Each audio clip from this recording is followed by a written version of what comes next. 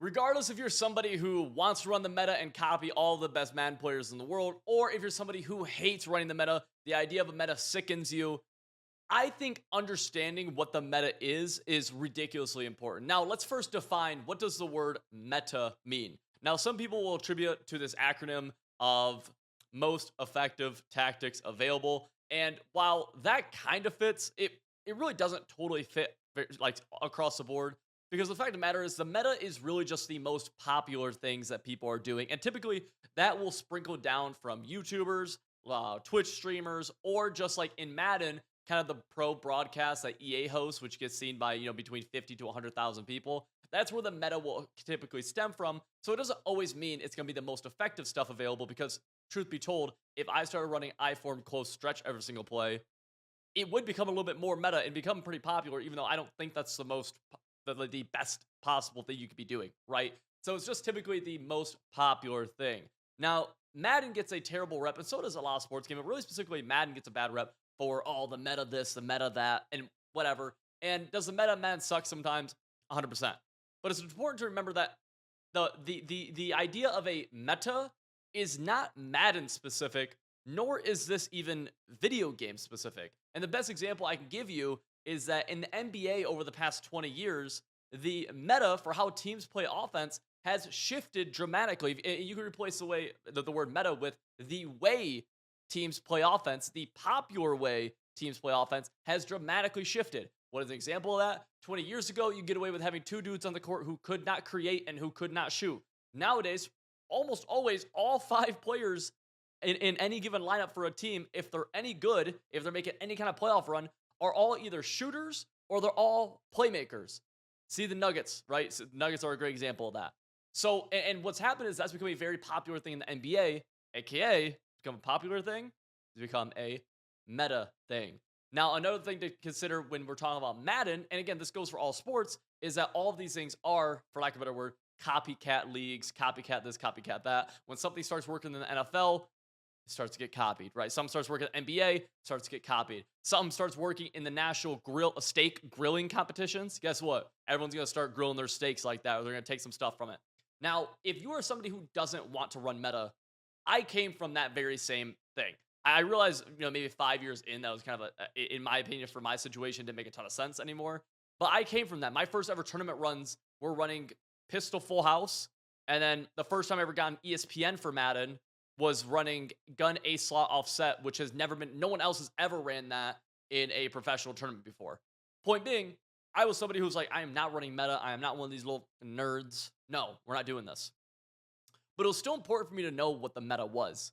And the easiest way I can explain why is if we look at it from a defensive point of view, as we are the defensive player.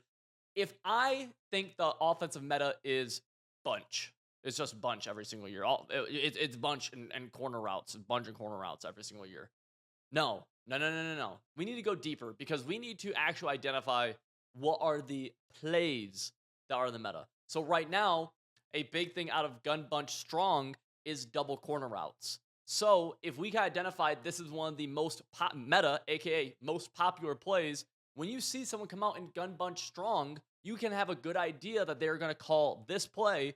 Or if you know that another meta play is something attacking the other way, right? Maybe they're two opposite plays, but they're both meta or they're both popular in a formation. You know they're probably calling one of these two meta plays. If you are on defense and you know what the offense is calling, that puts you at a ridiculous advantage, regardless if you are running meta or not running meta. You see what I'm saying here? And the same thing goes the other way. Let's say there's an A gap blitz, and we'll just use Madden 24 right now. One of the most popular, most meta defenses is dollar FS zone blitz, and that is an A gap. Well, guess what? If I understand that and I know that's the meta, I also know that that blitz is typically a cover three shell. So guess what? I don't even have to run a meta offense or meta defense, but because I know this, I can run a cover three beater. I can run a cover three bomb. I could maybe even lab up run plays that maybe pop the specific run, all because I understand what the meta actually is. So many people just throw the meta into, oh man, tight is the meta, bunch is the meta, this and that. No, no, no. You can't just pick up bunch and just call random plays. You just can't. You're gonna lose. You're not gonna win many games. You have to call specific plays, right? You just have to. And so another way that also gets used is that you can even be off meta, right? Because again, going back to Madden 20 when I run gun a slot offset, I was off meta by every standard, except for the fact that a lot of my route combos came from a very meta formation in trips tight end. So what am I getting at here? You could take what people are doing in other things and apply them to your own formations, to your own schemes, to your own things. Some of them will fit perfectly and some of them won't. There's a lot of meta things that I see that I'm like, I can't use this. This does not work. One, I think it sucks. Right. And I think that about a lot of meta stuff. I'm like, I think this sucks. But more importantly, I think this will just not work in the confines of how I want to play offense, aka or slash defense. Right? There's one of the two. I'm like, man, I don't know how this is going to work in either of those two things. I have no idea. I don't want to. But you can take a lot of concepts over from meta stuff and apply it to what you're doing, right? Good example is that Dollar has that A gap we talked about, right? Well, you can actually run the same A gap from 3-4 odd. Very similar, at least. But if you were in 3-4 odd, you'd be called an off meta nerd. But if you were in Dollar, you'd be called a meta cheeser. Yet you're running the same concept from both of them. Do we get what I'm getting at here? Now, the big advantage of being someone who runs meta, and I actually think it is important. One of the biggest strides I made in Madden was I was running off meta, then I ran meta, then I went back to off meta. Was that when you're running meta, you can one understand how things work a little bit better. You can kind of see them and see what gives you issues, what doesn't give you issues, et cetera, et cetera. But two, there's one of the best examples or best things with running meta is that a lot of the legwork is just done for you straight up. And when you're playing Madden at any sort of competitive level, right? Not even talking about playing for money, but playing for so whether it's season Super Bowls, whether it's you're playing squads, you're playing CFM, whatever it is, like you are investing a lot of time into Madden one way or another. If you're playing in CFMs, if you're playing into Ultimate Team, whatever it is, you're investing a lot of time, and so winning is important, right? In that.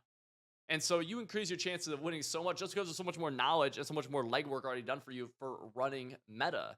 You get what I'm saying? So that's a huge, huge, huge advantage that you have in just understanding the meta and being able to apply it to your own game and even running it yourself. And then you run it yourself, you understand what's working, and you start applying that to new things or to your own thing. And one of the best ways, on top of that too, if you want to run meta but you don't want to totally run meta, is just apply is find your own spins on things, right? That's what the top dogs do. Because you might see Gun Bunch get ran from players ranked number 1 all the way to rank number 200. Okay, but I promise you, those dudes in the top 10 are doing their own little twist that the dudes in the top 50 have not seen yet, have not started doing yet, right? That's a huge, huge, huge difference maker. Now, if you want to get a lot of that legwork done for you, and you want to learn concepts that are going to apply to pretty much every single Madden, all that good stuff, you check out the link in the top description. That is my website, civil.gg. We've helped over 1,000 Madden players win games. We have over 1,000 active members. There's a Discord there. There are full schemes already panned out for you. We even have some play call scripts inside of there. Great blitzes, great route combos. There's numerous schemes. It fits every single skill level, every game mode.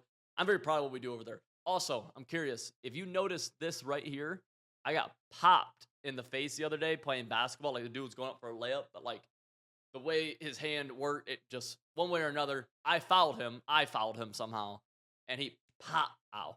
Okay, I hit myself a little hard. He popped me in the cheek, and now it's bruising. So looks like I got into a fight. I'll lie about a different way that happened some other time. I guess we'll come up with a story. But for anyone who made it here, that's actually how it happened. And that being said, boys, I appreciate y'all. Make sure you check out my website, top of the description. I'll see y'all in the next video.